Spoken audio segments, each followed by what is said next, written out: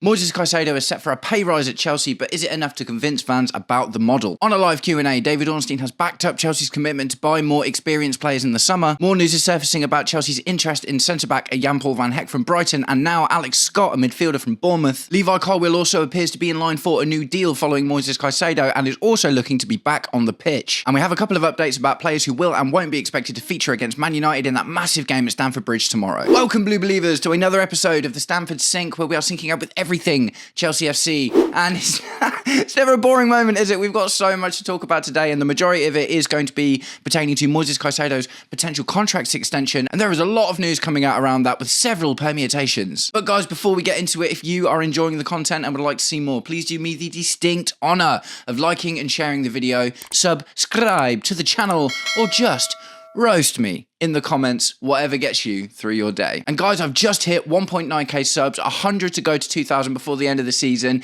Smash that subscribe button. Come on, we can do it. I'd be so grateful. Right, so let's just get into it then. From PYS via Matt Law. Major breaking, Moises Caicedo set to sign new Chelsea contract extension on years and pay rise. So this has been rumbling on for a little while. Obviously, the majority of the news recently has been focused around Enzo Fernandez and the situation with him being like, I want to go to Real Madrid and all this, that and the other. Moises Caicedo's pay rise and extension has been in the works for a while, I think, like we've been talking about it for a couple of months now, but I guess it's been brought forward just, you know, at the end of the day there.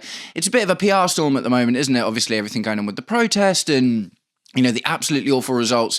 So it seems like a lot of the news that is coming out today is essentially meant to placate the fans, right? Now, one thing I'm not going to talk about in today's video because there's so much other stuff going on is Eghbali has come out and he's had a lot to say, and also the Chelsea Supporters Trust has written an open letter to the ownership about what they expect from the club. So although I'm not covering that today, let me know in the comments if you want to hear more about it, and I will cover it tomorrow. But going back to Caicedo, PYS also posted this. Caicedo will be in the top 3 for Chelsea player salaries. Chelsea wanted to match what his value is to the team. Chelsea's relationship with Caicedo's new agents helped the deal. Enzo Fernandez is still looking for a salary increase at Chelsea because he is paid quite low. So it makes sense, doesn't it? Who are Chelsea's top 3 players at the moment? I imagine it has to be Reece James, Cole Palmer, and I'm not sure who the other one is, actually. Let me know in the comments if you do. But yeah, I mean, it just makes sense, doesn't it? Because in terms of output to the team and how important he is to the team, although Caicedo is still a little bit rough around his edges in some respects, like, you know, we just got away with him not getting a 2-match ban for picking up too many yellow cards. He has been a little bit rash this season. He went through this like amazing period where he was just unplayable, and then everything seemed to get into his head a little bit. But at the end of the day, when you think of all the players in our team at the moment that deserve to be on high wages, Moises Caicedo was 100% one of them. And that is backed up not only by how good he's been on the pitch, but also by the fact that he's not one of the players that has been coming out saying stuff as much. There was some very, very terse news a little while ago about him saying, oh yeah, I wouldn't mind living in Madrid one day or something around that. But ultimately, it kind of came to nothing. And Moises Caicedo seems Chelsea through and through, as much as anyone can be at the moment, let's be completely honest. The other good thing about Moises Caicedo is the precedent had been set there from the beginning. Because when we bought Moises Caicedo, obviously we had that tussle with Liverpool, who came in and matched the bid, and we ended up paying a little bit more to get it over the line. But Moises Caicedo stood firm because he'd had a pre-agreement with Chelsea for a long time, and he wanted to stay true to that. So this tells us a lot about Moises Caicedo's personality, which is a good thing. Do you know what I mean? Yes, obviously he's going to get paid very well, so the idea that he's not a mercenary at all is, you know, not very valid. But at the same time, he seems committed to the project, and that is really interesting. So another interesting quote pertaining to Moises Caicedo and the contract from PYS posted via Fabrizio Romano. Caicedo received proposals to leave Chelsea from really, really important clubs, but he wanted to stay at Chelsea. Chelsea reacted in a strong way by getting Caicedo to sign a new deal after some public difficulties in recent times. Remember, Chelsea will add experienced players this summer. So this is something that we haven't heard a lot about, other than the, like I say, the weird Terz Real Madrid connection that came out a little while ago. Other clubs have been coming in and asking about Moises Caicedo. And this is the thing, right? Because I know Enzo Fernandez is the one angling for a move, but if you're an outside team looking at a player at Chelsea at the moment that you want, and it's between Moises Caicedo and Enzo Fernandez, it is Caicedo, isn't it? He is, number 6s are so important in today's game, 100%. And all of our best seasons have been backed off absolutely unbelievable number 6s. Do you know what I mean? Obviously, most recently, N'Golo Kante, who was absolutely phenomenal and was absolutely pivotal to us winning the league. You know, we've seen the likes of Ballack and Essien, and there's just been so many amazing number 6s. in our history. But even if you think about outside of that as well, you think Liverpool last year was so good because Ryan Gravenberch played a really, really strong role there. Rodri has obviously been absolutely pivotal for Man City in a lot of their success in recent years. And right now, Declan Rice is basically leading the team for Arsenal, who are looking to win the league. So number 6 is super, super, super important. And it makes sense that Moises Caicedo would be interesting to a lot of really top clubs, even though he will cost a lot of money. And if Fabrizio Romano is to be believed, then he is committed to the Chelsea project. So that is a good thing. Another tweet from PYS via this time Kieran McGill from the Mail Sport. Chelsea will hope Caicedo's new contract helps convince their sceptical fans about the direction of the club. So I do think this is a really important thing here. And it's something I echoed a little while ago with Reece James signing a new deal as well. Reece James may be a little bit more prevalent because despite the injuries, on his day, Reece James gets into basically any team in the world, I think. Do you know what I mean? I'm struggling at the moment to think of a team that obviously has an absolutely superior right back in terms of quality and experience. And obviously Reece James won a Champions League as well.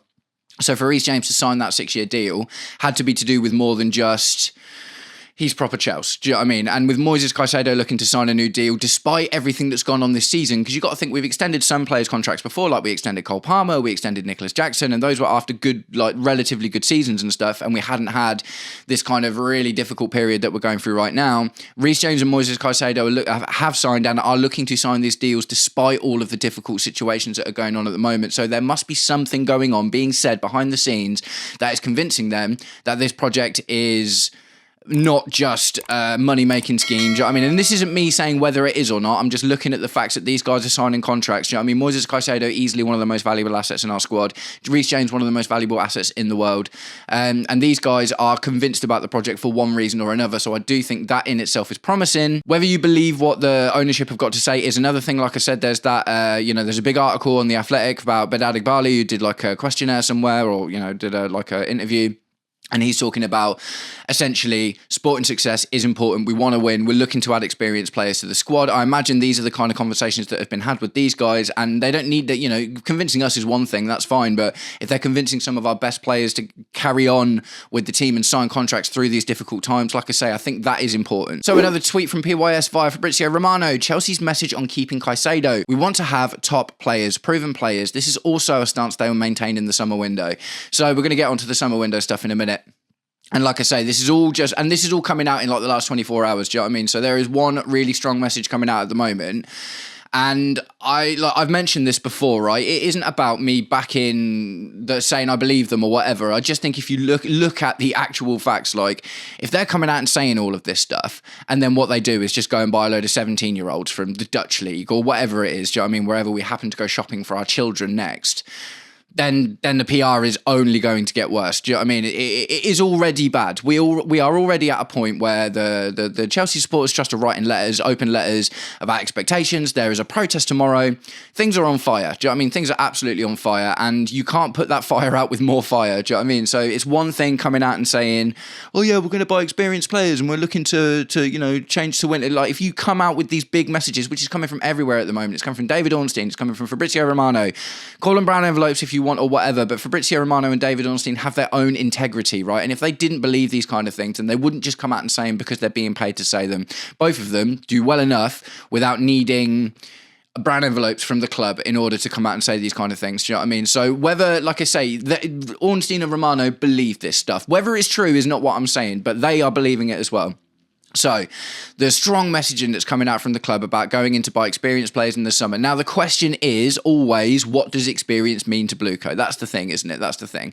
What it seems like experience means to Blueco is players like João Pedro. Do you know what I mean? They seem to be not necessarily being like, we're going to buy 28-year-olds. Do you know what I mean? They're just looking for more emotional, stable players who have got experience playing at the top level and aren't quite such a risk in terms of some of the other players that we've bought that haven't done so well. Jamie Gittins, Alejandro Garnacho being prime examples. Alejandro Garnacho maybe a little bit less so because he did have a lot of experience in the Premier League, but Jamie Gittins in particular, really, really high potential, but ultimately did it in the German league. Do you know what I mean? Where, he's really young and he's playing in a league that isn't as strong, so it's always going to be difficult to transition that over. So I mentioned David Ornstein. PYS also reposted this, which was what David Ornstein said live in a Q&A.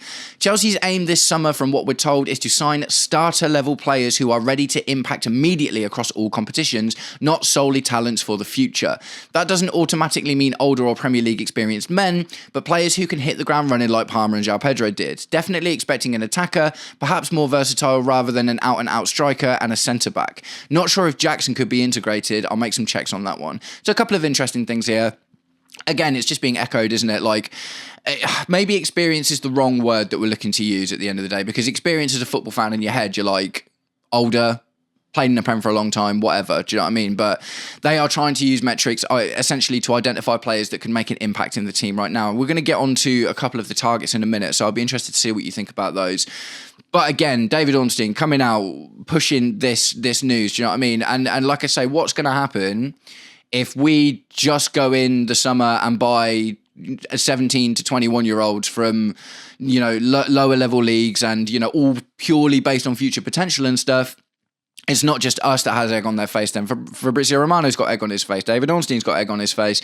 And they will, if they've lied to these guys essentially about what they're going to do in the summer, then, do you know what I mean? It's not going to be good. And there is other things going on that backs this as well. Do you know what I mean? It's like Liam Rosenior has said so many times recently, we're having lots and lots of in-depth discussions about the summer. Do you know what I mean? The summer is clearly the focus at the moment. I am expecting a massive summer, man. Like, I know lots of people aren't, but personally I am. I think we're going to sell a lot of players. I don't think we're going to buy as many players as we've bought recently. Do you know what I mean? It's like we've bought crazy amounts of players in the last few seasons.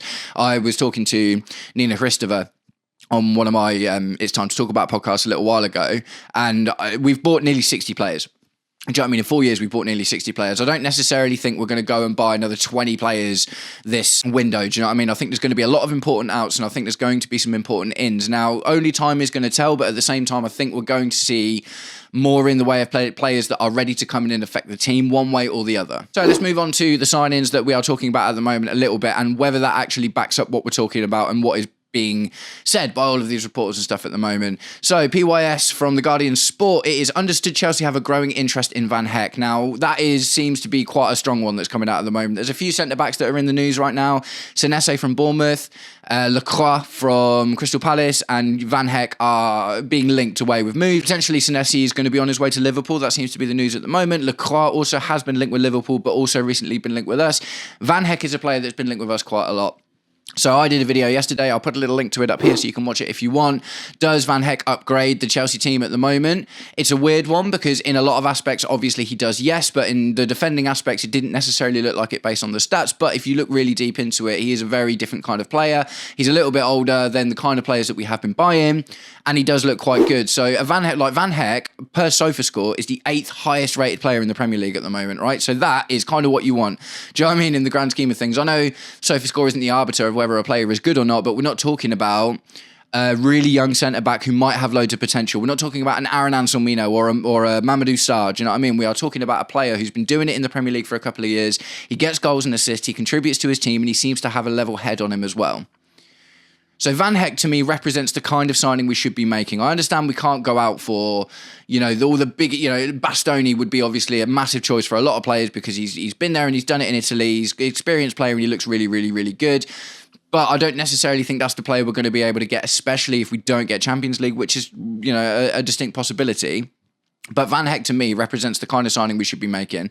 And it seems ridiculous, doesn't it? Because it's another Brighton player. But when you look at our track record from buying players from Brighton, for the most part, it's actually gone really well. Like, what didn't go well from Brighton? Graham Potter, the sporting directors, Robert Sanchez. But on the reverse side of that, we've got Marco Correa, we've got João Pedro. Valentin Barco is going to make his way to Chelsea via Brighton at some point as well.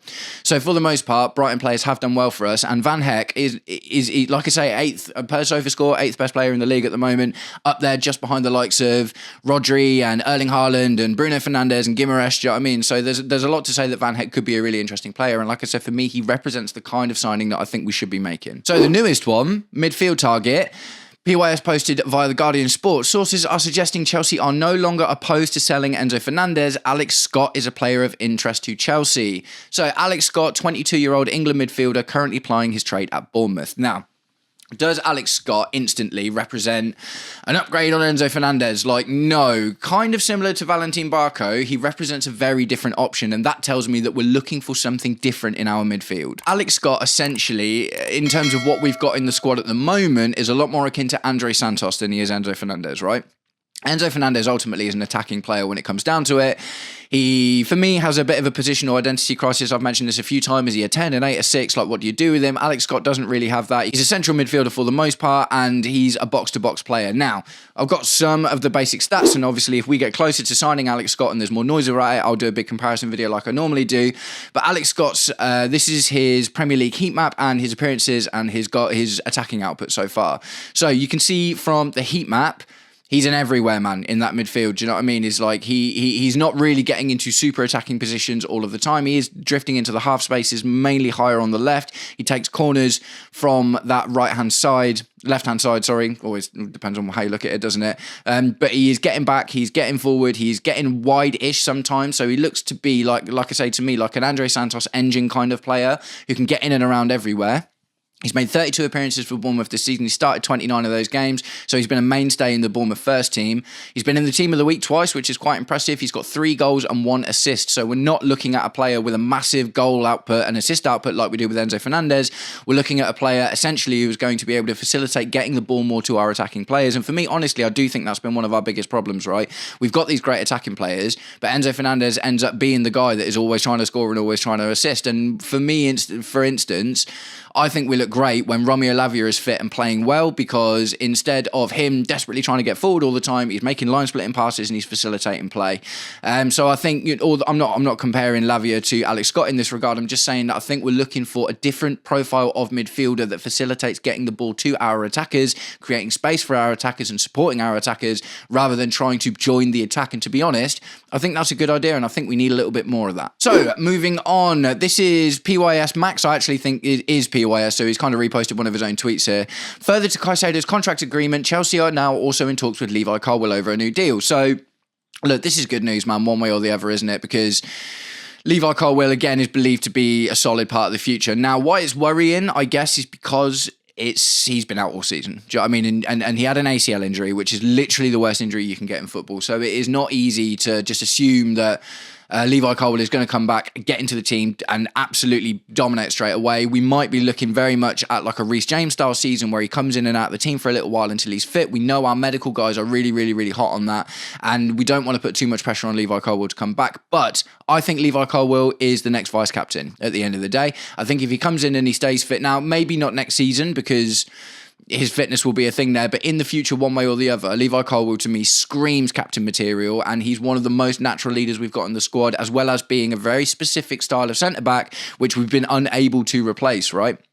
So Levi Colwill being offered a new deal is another good thing, I think. He's still young, do you know what I mean? He's still got a lot of time in front of him, and if they can do with him what they did with Reece James, and hopefully are doing with Romeo Lavia, when he comes back into the squad and is a big part of that, that'd be amazing. And to have a player like Levi Colwill next to a player like Jan-Paul van Heck, both with excellent passing ability, but also really good centre-backs, that sounds like the kind of centre-back pairing that we should have in a challenging Premier League team to me. So we'll move on just to a little bit about who's going to be available and not available for the Man United game tomorrow. This is such a massive game tomorrow, and although our results haven't been great recently, United got shocked the other day, didn't they? They got shocked with the sending off and the loss. Do you know what I mean? It's like after what's been a really amazing run of form for them, things started to fall apart a little bit. Maybe there's a bit of pressure and unease creeping up on them now, and maybe that's something we can take advantage of. Maybe we are being underestimated because of our bad results recently. So look, I'm not going in like super positive, but I think we can take something out of this game, and it will be really interesting to see what happens because of the mood of the place as well. Because of the, what I hope happens with the protest is directed at the owners and the sporting directors and the hierarchy, but the boys are still supported because we need the points in this game. So it's going to be really interesting. So Enzo Fernandez is back and available to start or be on the bench, says Rosinia. He's not going to tell the media his starting 11, obviously. So yeah, obviously that does make sense. I feel like he probably needs to start at this point, doesn't he? Because he's fit, he's rested, do you know what I mean? He's had a little while off. And do I think he was the reason that we got battered by Man City, though? No, I don't. That's the absolute truth about that. So it'll be interesting to see what happens here. But either way, Enzo Fernandez is back in the squad. And also, Rosinia says Chalobah could return to the squad against Manchester United. Reece James is a little bit further away still. So Chalobah coming back in, that's a good thing. I like Yoro Hato, but I think he's not experienced enough or kind of robust enough as of right now in order to solidly play that centre-back role, although he hasn't been terrible recently at all. But you would have thought for the best chance, because Wesley Fofana had a reasonably good game against, he didn't make any massive flops or errors against Man City. Chalobah and Fofana feels like the best centre-back partnership we've had this year. So in order to try and get something out of this game, especially without Reece James there, hopefully they are the two that we see in the middle. Reece James being a little bit further away obviously means that we are going to be looking at Malagusto again, doesn't it? Malagusto again at the right back spot, maybe with a sub appearance from Josh Achiampong later in the game, depending on what happens. Either way, the starting 11s at the moment are so important, aren't they? Because we haven't got bench options. That's the thing, isn't it? We are really, really struggling with our bench options. So, it'd be interesting to see what happens. Does Esteval get the start over Pedro Neto, who was quite frustrating? Although Esteval didn't have a great game against Man City, do we try something a little bit different? Do we put Cole Palmer back on the right and put Enzo back in the 10? Or do we keep, Cole Palmer in the 10 and put Enzo in the... I don't know. There's so many permutations about what could happen tomorrow. It is really interesting. So that's it, guys. Quite a crazy amount of news to talk about today. To be honest, this video is turning out to be a little bit of a long one. So Moises Caicedo signing a new contract. That's good news any way you look at it. For me, like I say, it's just one of those things, man, where it's like we need our best players to be committed to the club at the end of the day. And if Enzo Fernandez isn't committed to the club, then I don't mind seeing him go. And it looks like Chelsea are open to that as well. What do you think about Van Heck? What do you think about Alex Scott? What do you think about what David Ornstein's got to say about buying experienced players in the summer? Do you believe any of this? Is it all just absolute PR noise? Tell me whatever you think in the comments. And I'm probably going to get called a brown envelope for just not screaming Blueco out the entire time, but I am ready for it. Awesome, guys. Thank you very much for sticking around until the end of the video. If you did, I will catch up with you all very, very soon. Take it easy. Peace.